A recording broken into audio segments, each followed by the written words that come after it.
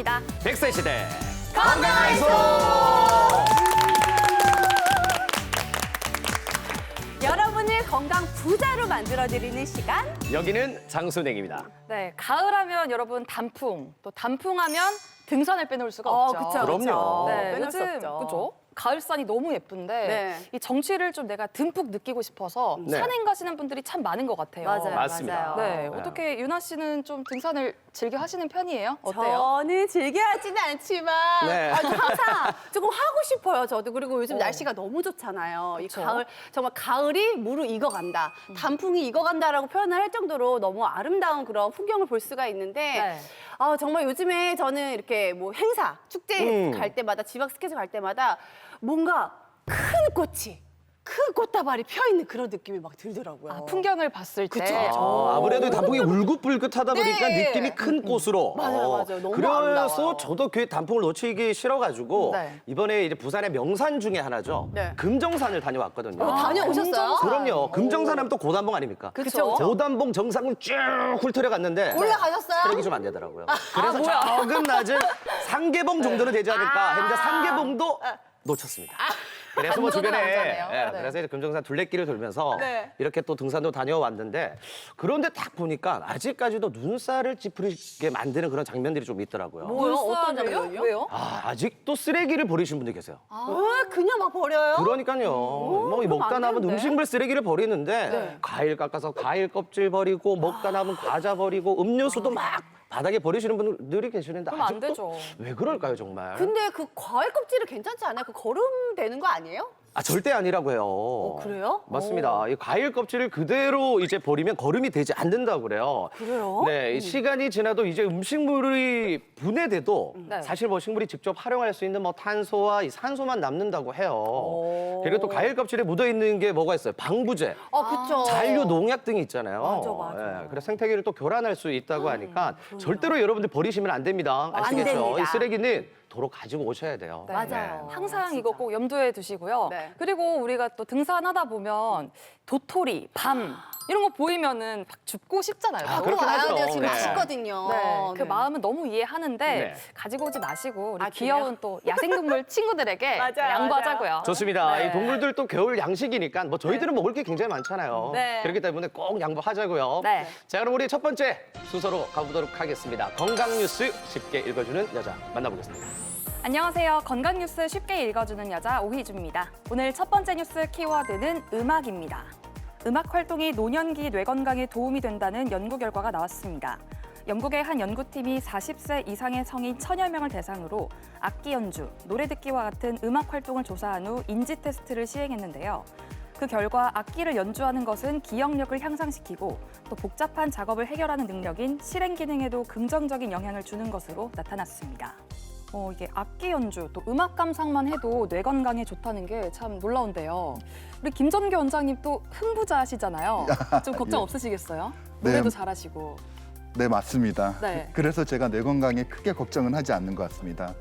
저는 부산시 의사의 합창단의 일원으로 매주 월요일마다 의사 선생님들과 노래를 함께 하고 있고 오. 또 제 아들이 초등학생인데 피아노 네. 연주를 너무 좋아해서 집에서 자주 아들과 함께 피아노 연주를 하고 있습니다. 이렇게 피아노를 연주하고 또 악기를 하게 된다면 뇌 기억력 향상에도 도움이 되고 수행 능력 상상에 도움이 됩니다. 뇌 수행 능력이라는 것은 일을 효율적으로 처리할 수 있는 능력을 말하는 건데요. 즉, 현재의 상황을 명확하게 인지하고 좋은 결과를 만들어낼 수 있는 능력을 말하게 됩니다. 따라서 이렇게 음악을 가까이 하면서 삶을 살게 되면 나이가 들어서도 이와 같은 능력이 떨어지지 않게 됩니다. 네, 이어서 두 번째 뉴스 키워드는 인공 근육입니다. 스위스를 비롯한 국제 연구팀이 다양한 표면에서도 민첩하게 움직일 수 있는 인공 근육을 이용한 최초의 로봇 다리를 고안해냈다고 밝혔습니다. 연구팀은 인체의 600개 근육에서 영감을 받아 보다 유연하고 민첩하게 걷고 점프할 수 있는 로봇 다리를 만들었는데요. 전기 유압식 작동 장치, 이른바 인공 근육을 사용했습니다. 기름이 들어있는 부드러운 주머니에 전극이 연결돼 이 전압에 따라 액체가 수축하고 팽창하면서 동물 근육과 유사한 움직임을 구현하는 방식으로 이 로봇 다리는 로봇 전체 높이의 40%인 약 13cm까지 점프할 수 있다고 합니다. 와, 인공 관절을 넘어서 이제 인공 근육까지 등장했다고 하니까 이 과학의 발전이 정말 대단한 것 같아요. 예. 네, 원장님은 이번 뉴스 좀 어떻게 보시나요? 진짜 우리가 어릴 때 즐겨보았던 만화나 외화 속에서 나왔던 600만 불의 사나이, 소모즈 같은 것들이 이제 진짜 현실이 되어가는 것 같습니다. 네. 이 뉴스를 보니까 지금은 로봇이 자유자재로 움직이지는 못하고 원을 그리면서 점프하는 능력에 그치고 있는데 몇 년 안에는 이 발전 속도가 더 빨라질 수 있을 것으로 예상하고 있습니다. 최근 미국 MIT 대학의 연구 결과에 따르면 하지 절단 장애 환자에 있어서 기존의 의족은 단순히 체중을 지지하는 역할에만 그쳤다면 최근 개발되는 로봇 의족은 환자의 그 절단 부분에 신경을 감지해서 적극적으로 그 로봇이 움직임을 지지할 수 있어서 보행을 편하게 하는 그런 로봇 의족도 앞으로 상용화를 앞두고 있다고 합니다. 네. 그러면 실생활에는 좀 어떤 식으로 적용할 수 있을까요? 예, 인공 근육은 노약자나 장애인들에게 다양한 용도로 활용되고 있고요. 네. 또 최근 들어 이제 우주나 심야 환경에서 어떤 인간의 신체 능력을 넘어서는 환경에 있어서도 더 적극적으로 많이 활용될 것으로 예상하고 있습니다. 최근 의료의 여러 영역 부분에서도 로봇 사용이 활성화되고 있고 저도 실제 수술함에 있어서 무릎 인공관절 환자의 90%는 로봇 인공관절로 하고 있습니다. 기존의 인공관절이 단순히 임플란트에 그쳤다면 앞으로의 인공관절은 진짜 로봇이 되어서 환자분들에게 보행이나 또 재활 능력에 더 도움이 될 것으로 예상되고 있고 발과 무릎 건강에 더 도움되는 것을 기대하고 있습니다. 네, 지금까지 건강 뉴스 쉽게 읽어주는 여자 오희주. 그리고 김정교였습니다.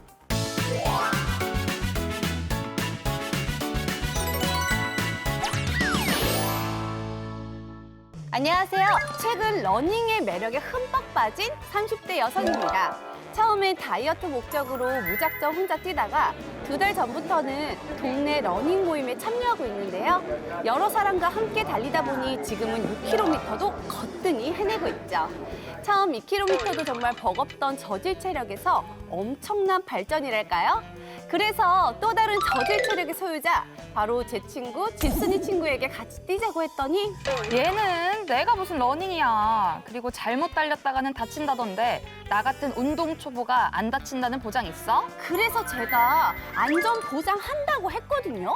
백장수, 안전하고 재밌게 러닝할 수 있는 방법 좀 알려줘요.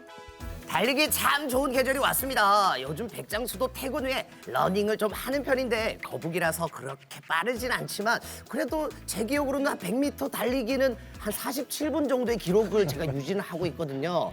이렇게 빠르진 않아도 우리 원장님들께서는 혹시 또 뭐 러닝을 하시는지 아니면은 예전에 뭐 학창 시절에 100m 달리기 기록이라든지 혹시 뭐 뛰었던 기억 이런 얘기 좀 한번 이야기 나눠보도록 하겠습니다.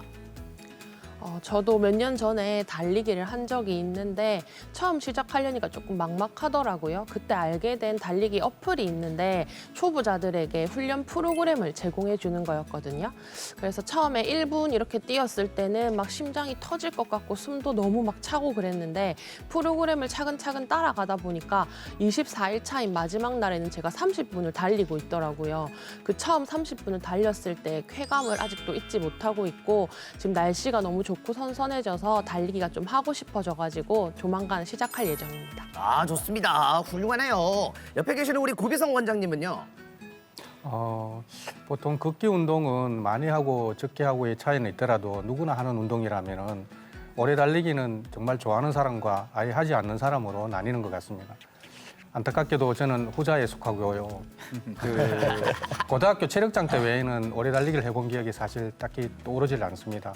주변을 보면 제 동기들이나 직장 동료들 중에서 달리기를 좋아하는 사람들은 무슨 대회가 있을 때마다 꼬박꼬박 참여하는 것을 보아왔는데요. 저는 도대체 달리기가 무슨 재미가 있을까 이런 생각을 하면서 남의 일로 치부하고 살아왔던 것 같습니다. 하지만 오늘 이 시간을 기점으로 러닝에 대한 장단점을 공부를 해서 가벼운 달리기부터 시작해 보도록 하겠습니다. 네. 자, 그럼 옆에 계시는 우리 변승재 원장님은요? 저는 달리기 하면 생각나는 게 있는데요. 저는 제 인생에서 달리기와 저는 궁합이 안 맞다고 생각했습니다. 그 이유가 제가 국민학교하고 중학교 때까지 한 번도 등수에 들어본 적이 없습니다. 항상 4등이었기 때문에 달리기를 하면 나하고는 안 맞다라고 생각했는데요. 저한테도 마지막 기회가 한 번 왔습니다. 중학교 3학년 가을 운동회 반 계주 대회에서 잘 달리는 사람들만 뽑는데요. 제 친구들한테 부탁을 해서 저도 그 계주 주자가 되었습니다. 물론 저만 아니었으면 1등을 했을 텐데 저 때문에 3등을 할 뻔하다가 2등을 했습니다만은 저는 그때 처음으로 제 인생의 처음이자 마지막으로 순위 안에 들었고요.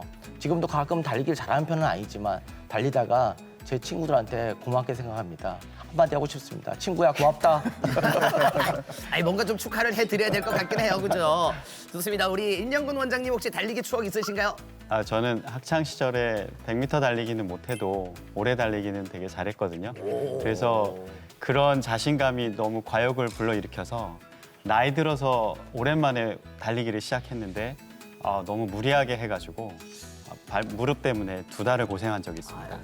그래서 처음에 시작할 때에는 아까 이혜호 원장님이 말씀하신 것처럼 어플 같은 것들을 이용을 해서 단계적으로 시작하는 것이 중요할 것 같고요. 그리고 처음에 달리기를 시작할 때에는 나는 거북이다 생각을 하고 저처럼. 네, 그럼요. 천천히 시작하시는 것이 좋을 것 같습니다. 아, 그렇습니다. 자, 그럼 우리 김정교 원장님은 달리기 추억 있으신가요? 예, 저는 현재 부산광역시 남구체육회 부회장을 맡고 있는데요. 평소 체육과 운동에 대한 관심이 되게 많습니다. 하지만 바쁜 일상 때문에 바깥에서 러닝을 잘 하지는 못하고 그렇지만 테니스와 헬스는 꼭 하려고 하고 있습니다. 헬스장에서 한 번씩 러닝머신을 뛰고 있긴 하는데 그래도 요즘같이 선선한 계절 바깥에서 뛰고 싶은 열망이 속에 있어서 올 가을에는 사랑하는 아내와 함께 꼭 러닝을 해보도록 하겠습니다. 좋습니다. 그리고 또 행복한 이유는 이렇게 사랑하는 사람과 함께 뛰기 때문이겠죠. 자, 최근 MZ세대들 중심으로 너무나도 러닝 열풍이 불고 있다고 하는데요. 이처럼 러닝이 인기 있는 이유가 뭘까요, 이혜호 원장님?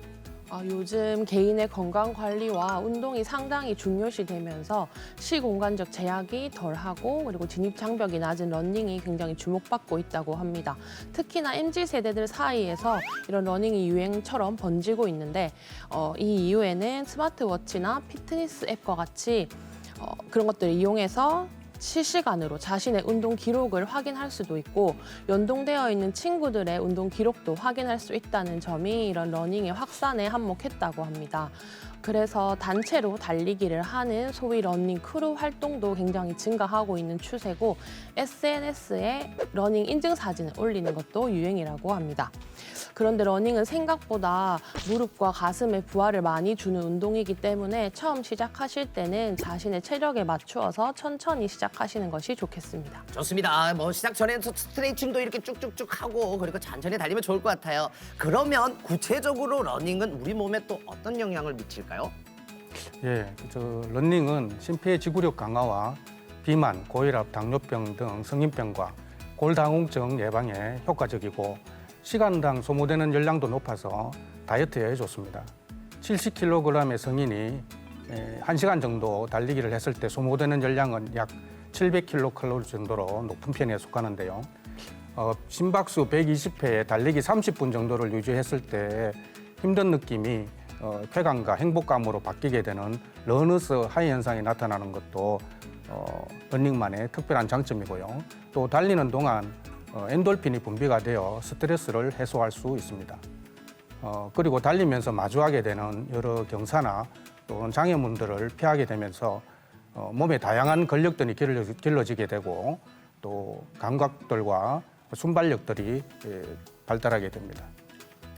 요즘 이게 보면 밖에서도 많이 뛰긴 하지만 헬스장에서 러닝머신 이용하는 분들도 굉장히 많잖아요. 이 야외 달리기와 러닝머신은 좀 어떤 차이가 있을까요? 네, 우선 러닝머신의 재미있는 이야기를 하나 해드리겠습니다. 러닝머신의 기원이 19세기 영국에서 죄수들의 고문기구였다는 것을 아시는지요? 오 마이 갓, 와, 이것은 진짜요? 죄수들에게 단순 반복의 고통을 주기 위해 고안된 기구였다고 합니다.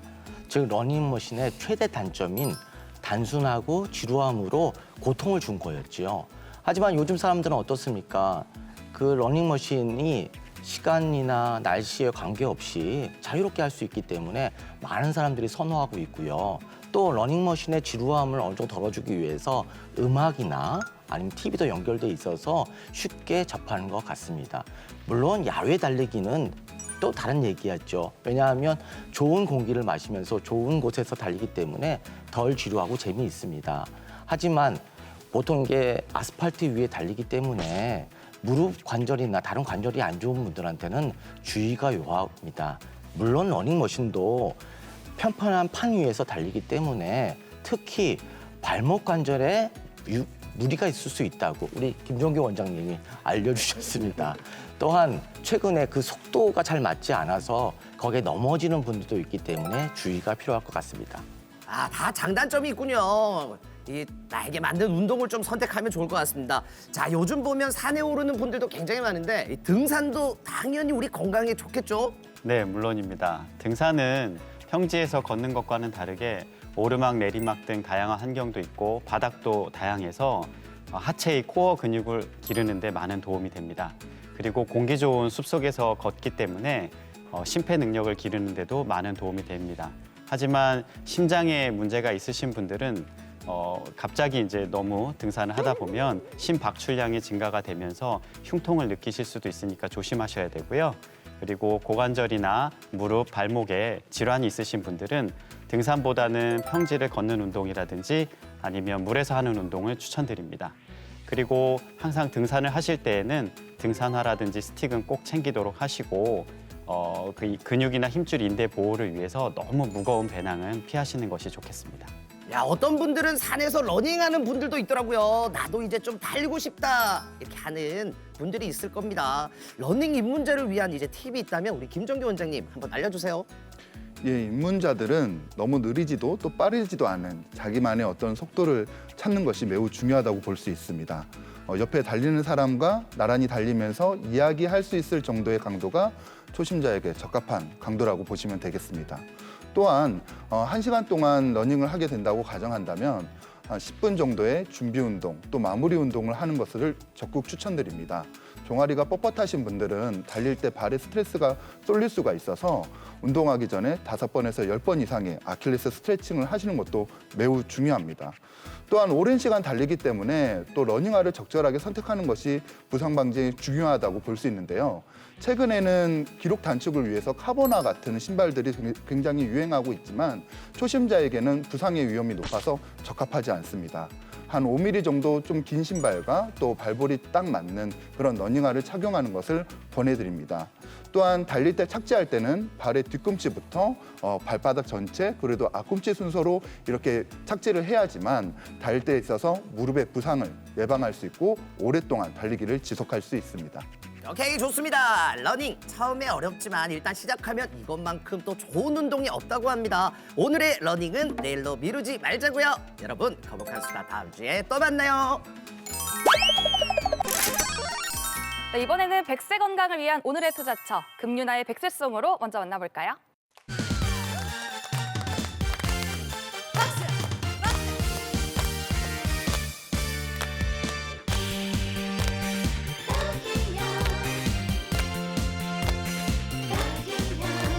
의사답게 책임질게 내겐 하이 브리드 딱이야. 가을 산에 놀러 갔는데 등산보다 술이 더 좋아. 혈관성 간헐적 파행에 허리 다리 아파서 아이고 어디까지 헤매이다가 얼마만큼 울다 왔는지 과거 묻지 않을 테니까 내 품에 편히 쉬어.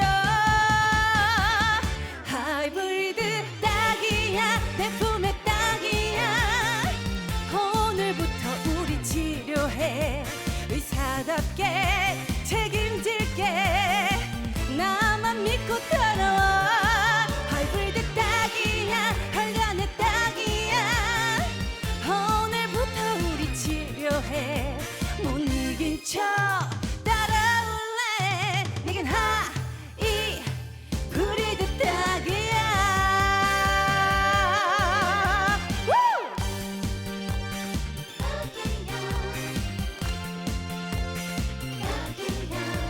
의사답게 책임질게 내겐 하이 브리드 딱이야. 네, 오늘의 투자처 상처, 폐색성 동맥경화증, 이제 하이브리드 치료하세요. 오늘의 조치 바로 만나보겠습니다. 변승재 원장님 모시겠습니다.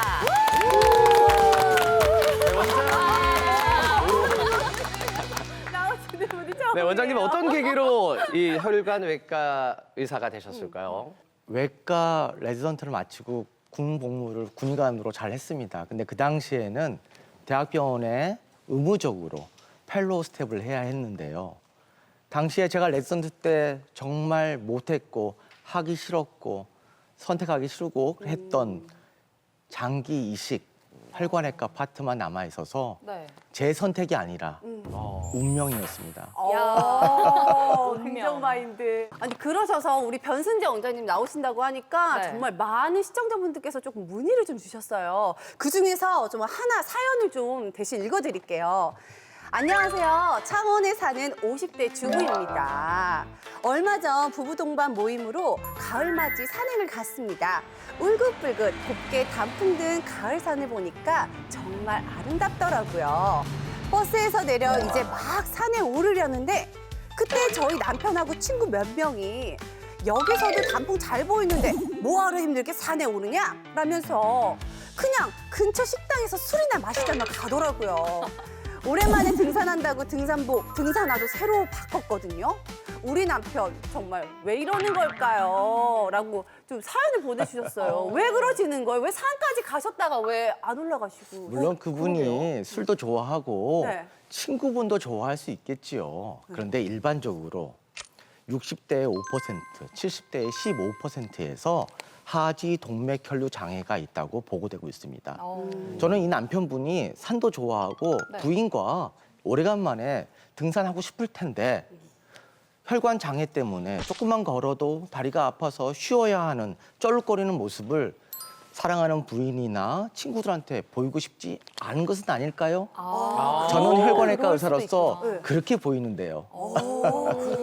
색다른 접근이네요. 그러니까요. 네. 아니 그러니까 다리가 아픈 게 이 혈관하고 관련이 있다는 거잖아요, 그죠? 예, 맞습니다. 아. 우리 몸의 혈액은 네. 온 몸에 산소와 영양분을 공급하고 노폐물을 처리하는 과정을 합니다. 근데 이 혈액이 흘러가는 관이 혈관이지요. 네. 그런데 특히 하지 동맥 혈관은 하지의 모든 조직에 산소와 영양분을 공급하는 상수도 역할을 합니다. 그런데 이 상수도 같은 동맥이 어떤 이유에 의해서 좁아지거나 폐색이 되면 혈관성 간헐적 파행이라는 증상이 나타나게 됩니다. 이게 저희가 걷다 쉬다 하는 그 간헐적 파행은 저희가 얼마 전에 사실 저희가 여기서 그렇죠. 건강학에서 맞아요, 배웠거든요. 근데 오늘은 앞에 하나가 더 붙었어요. 혈관성 간헐적 파행. 이거는 좀 다른 건가요? 예, 파행이란 뜻은 한자어로 쩔룩거리는 보행을 의미하지요. 네. 물론 저번 시간에 공부했던 네. 척추관 협착증 환자에서도 발생하지만 혈관이 좁아지거나 폐색이 돼서도 발생하는 증상입니다. 특히 운동을 하게 되면 신체 대사량이 증가하는데요. 특히 근육에 필요로 하는 산소와 영양분이 제대로 공급되지 않으면 허혈성, 경련성 통증이 발생하는데요.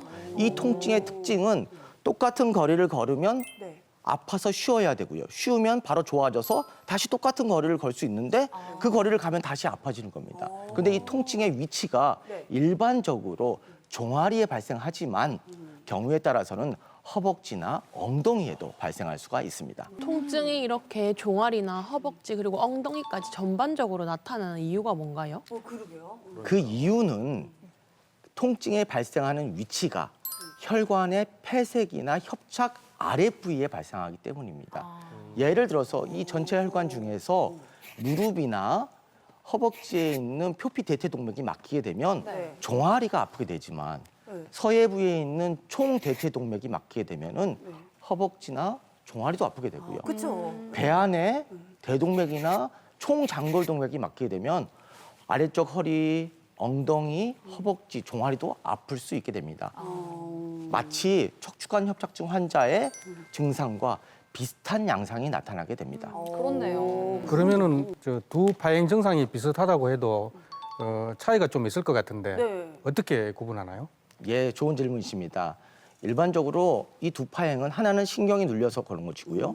하나는 동맥이 폐색이나 협착이 이해한 거죠. 근데 두 가지 다 나이 드신 분들이 발생한다는 점입니다. 그렇기 때문에 나이 드신 분들이 발생하기 때문에 네.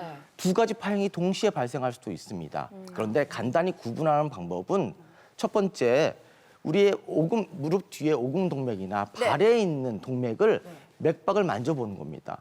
만약에 맥박이 만져진다면 이거는 허리에 의한 증상일 가능성이 높고요. 만약에 혈관이 맥박이 만져지지 않는다면 동맥성 파행을 생각해 봐야 됩니다. 또 하나 있는데요.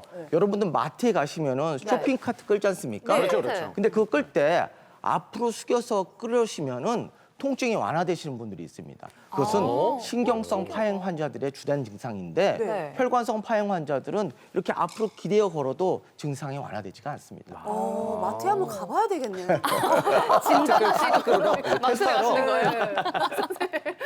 아, 참 이게 들어보니까 사실 원인이 딱 한 가지는 아닐 것 같고 굉장히 복합적일 것 같거든요. 이 혈관성 파행에 이 발생하는 좀 정확한 이유는 어떻게 될까요? 가장 여러분도 많이 아시겠지만 대표적인 이유가 동맥 경화에 의합니다. 동맥 경화가 발생하는 주된 원인은 크게 네 가지를 얘기하는데요. 첫 번째 담배, 두 번째 고혈압, 네. 그다음에 당뇨, 고지혈증 얘기할 수 있습니다. 이것에 의해서 혈관이 경화되는 증상인데요. 특히 담배는 담배 안에 니코틴 성분이 말초혈관의 수축을 유발시키고 허혈 증상을 악화시키는 것으로 보고되고 있고요. 혈압이 높아지면 높아질수록 우리 몸의 혈관은 그 압력을 견디기 위해서 점점 두꺼워지면서 탄력성을 잃게 될 뿐만 아니라 혈관도 좁아지게 됩니다. 네. 세 번째, 당뇨가 있게 되면은 당뇨에서 나오는 여러 독성 물질에 의해서 작은 혈관들이 잘 막히게 되는데요. 대표적으로 당뇨 망막병증, 당뇨 신장병증, 무릎 아래 혈관이 잘 막히는 당뇨 혈관병증과 당뇨 신경병증이라는 것이 잘 발생할 수가 있습니다. 마지막으로 우리 고지혈증의 주된 범인 저번에도 공부했는데요. 나쁜 콜레스테롤이 얘기되지는 LDL 콜레스테롤이 혈관 내막 아래에 쌓이게 되면은 노란색 기름죽인 죽상종이라는 게 만들어지는데요. 이 죽상종이 점점 커지게 되면 혈관도 좁아지면서 혈관도 경화가 됩니다.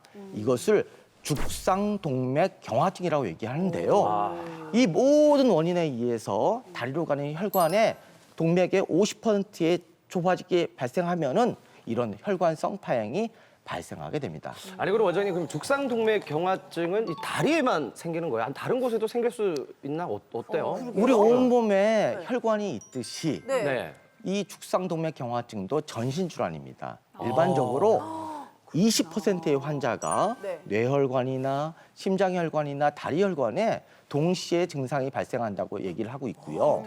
특히 뇌혈관에 질환이 있는 사람들은 심장혈관이나 다리혈관에 약 40%의 동반 질환이 있고요. 심장에 혈관이 문제가 있어서 뭐 스텐트 넣고 그렇다는 얘기 들어보셨죠? 그런 분들도 뇌혈관과 다리혈관에 약 20%의 동반 질환이 있는데 여기서 재미있습니다.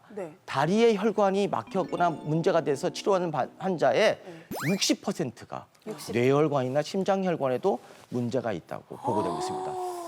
그래서 저희가 이제 그 간헐적 파행 증상 때문에 병원을 찾았다가 동맥혈관에 문제가 있다는 걸 알게 돼서 급히 치료한 분이 계시는데요. 지금은 좀 호전이 되셨는지 화면을 함께 만나보도록 하겠습니다. 혹시 다리에 통증이 있으신가요? 척추가 아닌 혈관 건강에 적신호가 켜졌다는 신호일 수 있습니다. 오랫동안 개인 용달리를 해온 어영덕 씨는 다리 통증으로 여러 병원을 전전했지만 뚜렷한 원인을 찾지 못했는데요. 그러다 드디어 병의 원인을 찾았습니다.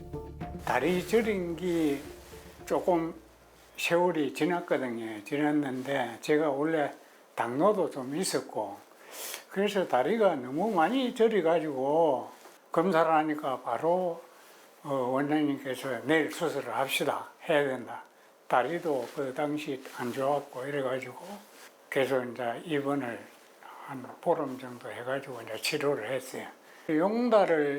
개인 용달을 한 지 상당히 오래됐습니다. 제가 젊을 때부터 했는데 뭐 발을 많이 쓰고 이래 돼가지고 혈액순환이 안 되다 보니까 이런 상태까지 온 것 같아요.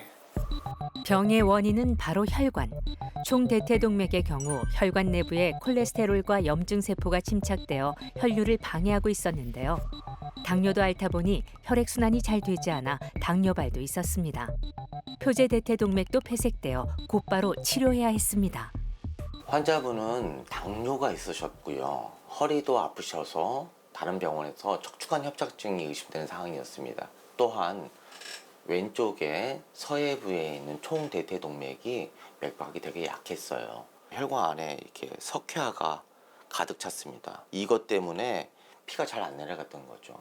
혈관 안에가 이렇게 죽상동맥 경화증에 의해서 죽상종이 심하게 있는 게 관찰됐습니다. 그래서 그 부위를 다 드러내고요. 이 자기정맥을 이용해서 혈관 성형을 해드렸습니다. 죽상동맥 경화증 환자가 매년 증가하고 있는데요. 미리 혈관 건강에 신경 써야 합니다. 동맥에 쌓인 물질의 일부를 깎고 혈관 안으로 풍선을 삽입해 약물을 방출하여 혈류를 개선했습니다. 상처가 다 완벽하게 회복되면서 절단 없이 발가락을 치료할 수 있는 상태였습니다. 금연을 하셨다는 것도 되게 중요한 역할이고요. 운동요법, 식이요법과 함께 약도 잘 투약하고 있습니다. 수술하신 지 3개월 되셨는데요. 지금 다리가 어떠신가요? 특히 왼쪽 다리가. 좀 이제 상태가 많이 좋아져가지고 다리 발가락 끝은 완전히 나았습니다. 지금. 그러셨어요? 네. 수술을 하기 전에는 상당히 아프고 이래 걷기가 힘들었는데 지금은 그 좀 많이 나아져가지고 걷는 것도 별 무리가 없고 또 일상생활하는데도 지장이 그래 없습니다. 지금은 상태가 상당히 좋습니다. 이제는 더 이상 걷는 게 두렵지 않은데요.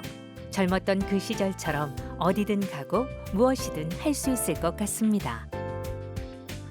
바라는 거 점은 뭐 안 아프고 건강하게 좀 살았으면 좋겠습니다. 선생님 이렇게 그러면 하지에 파행이 나타나가지고 선생님을 찾아뵙게 되면 어떻게 좀 진단을 내려주시나요? 진단 방법은 간단합니다. 모든 사람이 다 하고 있는 방법이 있죠. 일단 환자의 얘기를 잘 들어야 됩니다. 환자가 어떨 때 아팠는지, 네. 이분의 위험인자는 무엇이 있는지를 아는 게 중요하고요.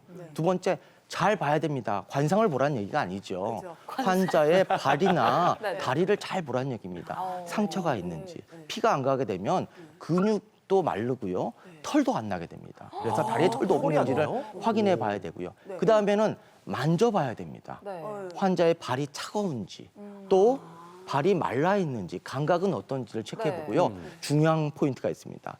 발의 두 군데에서 맥박이 만져지는데 그 부위를 만져봐서 혈관이 괜찮은지를 체크해 봐야 됩니다. 조금 더 자세히 검사하기 위해서는 혈관 초음파라는 것을 하는데요. 그걸 통해서 혈관 맥박의 파형과 강도를 체크해 볼 수 있고요. 또 요즘은 CT가 너무나 발달돼서요. 온몸의 전체 혈관들을 다 볼 수가 있습니다. 그런 걸 통해서 진단할 수 있습니다. CT로도 이 혈관을 또 들여다볼 수가 있는 거군요. 그렇습니다. 예. 굉장히 이제 원장님 보니까 제가 믿음이 좀 가는데요. 예. 지금 치료는 어떻게 좀 진행이 되나요? 물론 환자의 증상에 따라서 조금씩 달라집니다. 이제 환자가 일상생활에는 그렇게 불편하지 않는데 이렇게 검사를 해봤더니 네. 좁아진 데가 있고 위험인자가 있다면 저는 그분한테 자기의 위험인자에 대한 교정을 하기를 부탁드립니다. 그래서 뭐 식이요법도 해야 되고요, 운동요법도 해야 되고요. 필요하다면 뭐 약물요법도 치료하게 됩니다. 그런데 이제 지금부터가 중요하죠. 환자가 자기 일상생활을 하는데 불편한 파행이 있다면 저는 그분의 위험인자를 다시 물어보고요. 담배를 핀다 그러면 싹둑하라고 얘기를 하고요. 싹둑. 고혈압이 있다 그러면 엄격하게 관리하라. 엄격. 그다음에 혈당이 높다 그러면 그것을 철저하게 관리해야 되고요. 꾸준하게. 그다음에 이분의 고지혈증이 있으면 정말 꾸준하게 노력해서 관리를 해야 됩니다. 근데 만약에 이 환자가 당뇨도 있고 비만도 있다 그런다면은 정말 목숨 걸고 운동하고 식이요법을 통해서 관리가 필요하겠습니다. 이런 모든 것을 통해서 치료하고 약물 치료에도 불구하고 증상이 호전되지 않는다면 저는 시술이나 수술을 하라고 권유하게 되겠습니다. 아, 그럼 여기서 너무 궁금한 게 시술은 좀 어떻게 진행이 될까요? 맞아요. 네. 시술은 너무 겁내할 필요는 없습니다. 일반적으로 국소 마취를 하고요. 네. 환자와 대화를 하면서 이 치료를 합니다. 일반적으로 서해부에 총대퇴 동맥을 천자를 해서 그곳에 관을 넣고요. 병변이 되는 병변을 사진을 찍습니다. 그리고 나서 그 안에 의료용 풍선이나 우리 몸에 들어가면 저절로 체온에 의해서 벌어지는 스텐트라는 재질이 있습니다. 이거는 네. 형상기억학급으로 만든 건데요. 그거를 통해서 치료를 하는데 최근에는 더욱 좋아졌습니다. 거기에 다양한 약물이 포함돼 가지고 약물 방출형 풍선이나 스텐트를 통해서 치료하는 경우가 많이 있습니다. 거기다가 네. 안에 혈관이 딱딱하게 굳어 있는 경우도 있지 않습니까? 네, 그럼요. 그런 것들은 혈관 대폐라는 그런 기구가 있습니다. 거의 대폐랑 비슷한 기구를 통해서 환자의 치료를 하고 있고요. 그 외에도 너무나 많은 기구들이 나와서 혈관 환자들을 치료하고 있습니다. 좀 신기하다. 다양한 좀 시술들이 있네요. 네. 예. 근데 만약에 시술을 했는데도 아니면 시술로도 안 되는 지경에 되신 분들 계시잖아요. 그런 분들 수술하셔야 되잖아요. 뭐 방법이 여러 가지가 있는데요. 수술이라는 것은 정말 되게 좋은 방법입니다. 근데 일반적으로 수술은 전신 마취하에 해야 되고요. 그다음 수술 시간이 길고요. 또 환자가 동반돼 있는 위험자도 많이 있고 나이도 있기 때문에 수술을 하고 날 때 아마 위험자에 대해서도 수술의 위험성에 대해서 얘기를 해야 됩니다. 그럼에도 불구하고 수술은 하고 났을 때 얻게 되는 혜택은 그 어느 것과도 비교할 수 없습니다. 이 수술 방법은 일반적으로 자기 정맥을 채취해서 수술하거나 인조혈관을 통해서 우회로 수술을 하는 건데요. 정말 받아보신 분들은 처음에는 고통은 있지만 그 만족도는 어마어마합니다. 가장 확실하네요. 지금 시술도 말씀해 주셨고 수술도 말씀해 주셨는데요. 예. 오늘 타이틀이 하이브리드 치료하세요잖아요. 이 하이브리드 치료라는 게 구체적으로 어떤 건가요? 예, 과거에 외과 의사는 수술만 했습니다. 그리고 방사선과 의사, 영상학과 의사들은 시술만 했거든요. 그런데 자동차에도 하이브리드 자동차가 있지 않습니까? 그렇죠. 마찬가지로 수술과 시술의 장점만을 뽑아서 그 엑기스를 뽑아서 최대치를 만든 게 하이브리드 치료라고 생각하면 됩니다. 그래서 하이브리드 치료를 하이브리드 의사에 의해서 한 번에 하는 거죠. 그런데 이 방법은 일반적으로 시술로 다 치료가 가능하지만 특히 총대퇴 동맥에 석회화가 심하게 있으면서 폐색이 있고 동시에 대동맥이나 장골동맥의 폐색이나 협착 아니면 무릎의 위아래 동맥들이 같이 동반된 질환이 있을 때 한 번에 치료할 수 있다는 장점이 있습니다. 즉 수술적으로 서해부를 열어서 치료하고 위아래 혈관들을 동시에 치료하는 거죠. 이 방법은 전체를 수술로 치료하는 것에 비해서 수술적 위험도가 낮고요. 시술로만 치료하는 것에 비해서 수술 성적이 좋은 것으로 많은 논문에서 보고되고 있습니다. 네, 저는 정형외과 의사로 실제로 발가락부터 허벅지까지 많은 절단 수술을 행해왔는데요. 실제 일반인 환자들을 대하게 되면 절단을 해야 된다고 말씀드리면 되게 두려워하고 또 절망에 빠지는 모습들을 많이 보아왔습니다. 도대체 어떤 증상이 있으면 이렇게 절단까지 가게 되는 건가요? 예, 좋은 질문이신데요. 일반적으로 운동하는 상태가 아닌 가만히 있는 상태에서 다리가 아픈 상태입니다. 두 번째, 상처가 있는데 상처가 점점 커지면서 궤양을 만드는 경우가 있고요. 세 번째는 다리에 발에 괴사가 발생하는 경우가 있습니다. 이런 상태를 다리에 절단이 임박한 허혈 증세라고 얘기를 합니다. 그런데 여기서 만약 당뇨 조절이 잘 되지 않는 당뇨 환자가 이런 증상이 있다면 절단의 위험은 더욱 높아지게 됩니다. 아니 그러면 당뇨의 합병증이 당뇨발이 있는 분들이 상처 관리를 잘 하지 않으면 큰일 난다고 하더라고요. 도대체 그 이유가 뭘까요? 당뇨 환자는 특히 발과 혈관 건강에 유의해야 됩니다. 일반적으로 당뇨가 10년 이상이 되게 되면 여러 합병증이 발생하는데요. 대표적인 합병증이 당뇨 신경병증입니다. 이것은 발의 감각이 떨어지고요. 또 발도 땀이 잘 안 나서 말라서 갈라지게 됩니다. 그러게 되면 상처도 잘 발생할 뿐만 아니라 발생한 상처도 잘 낫지 않게 됩니다.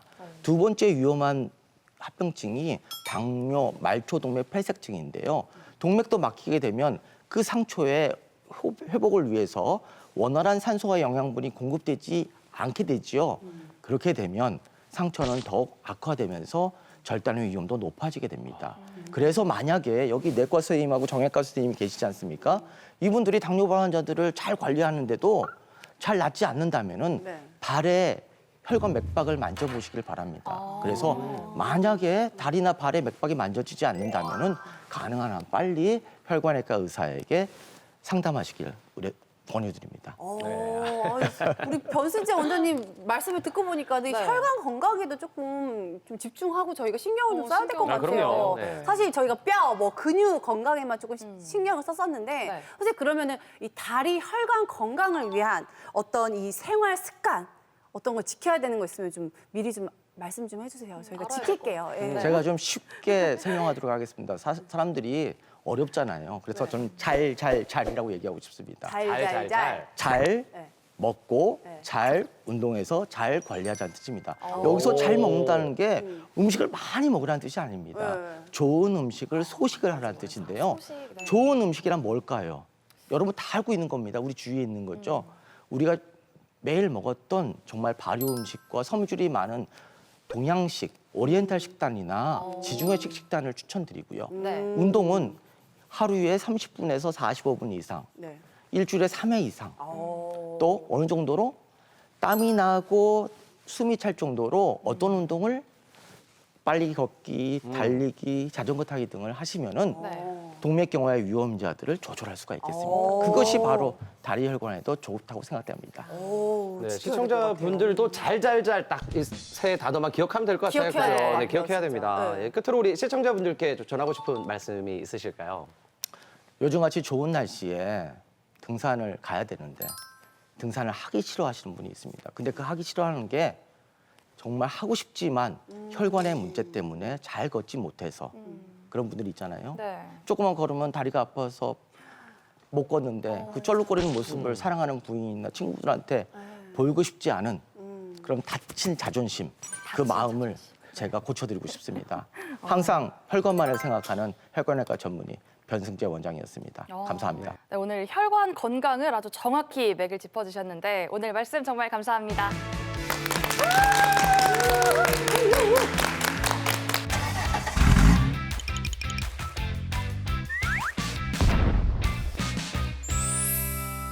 네, 우리들의 미각을 확 끌어올려주는 그 시간, 바로 음식보감 맛보이스 시간 돌아왔습니다.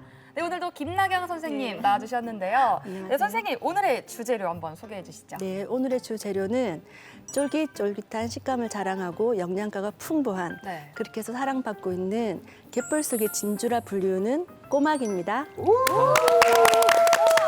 이게 사실 꼬막하면은 꼬박꼬박 먹어도 질리지 않는 게 바로 꼬막이잖아요. 그러니까요. 라임인가요? 라임요. 꼬박.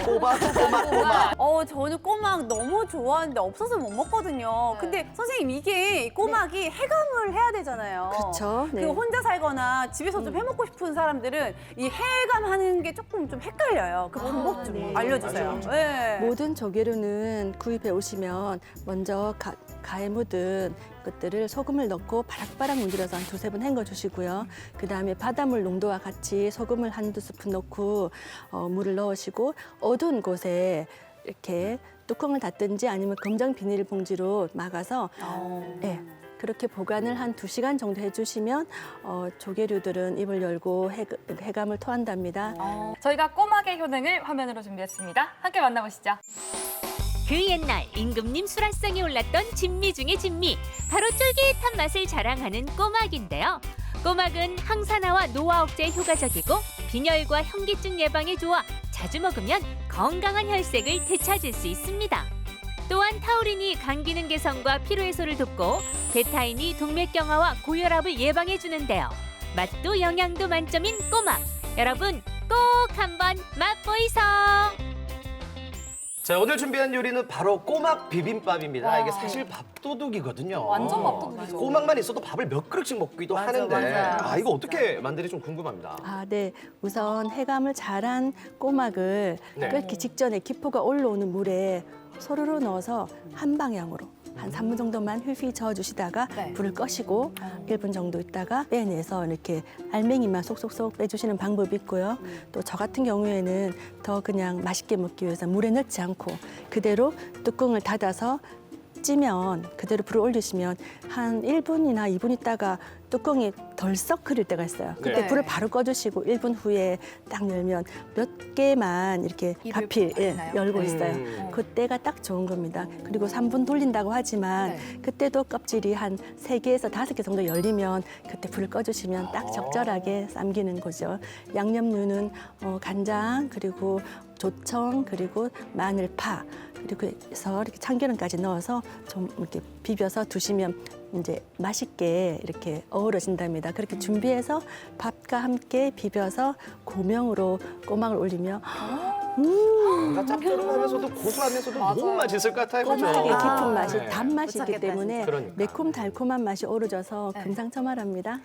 좋습니다. 이 보고 있으니까 너무 군침 도는데 우리 이제 갯벌 속의 진주로 캐러 한번 가보자고요. 네. 와, 참기름 향도 너무 좋고요.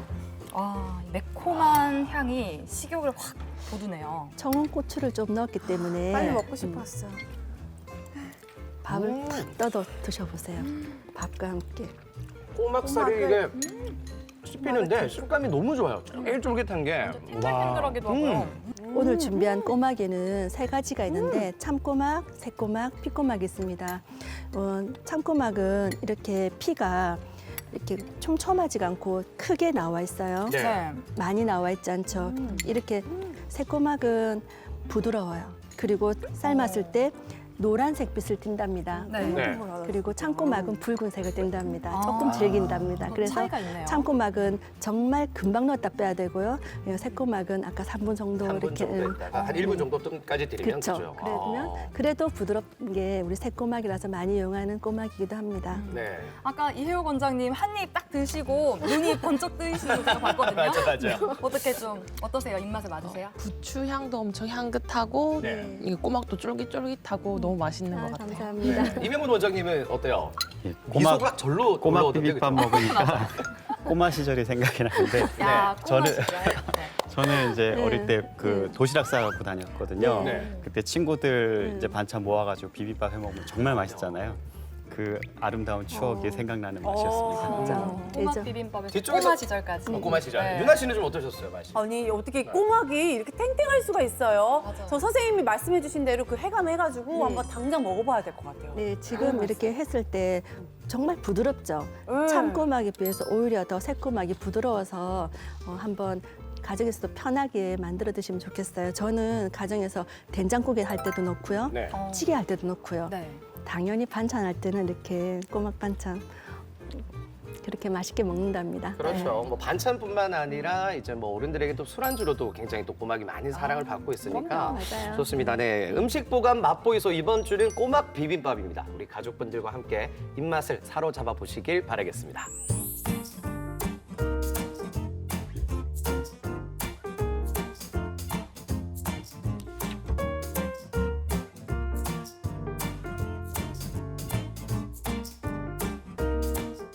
네, 오늘 저희가 준비한 소식은 여기까지입니다. 네, 저희는 다음 주 이 시간에 더더욱 알찬 건강 소식으로 돌아오겠습니다. 그때까지 100세 시대 건강하이소!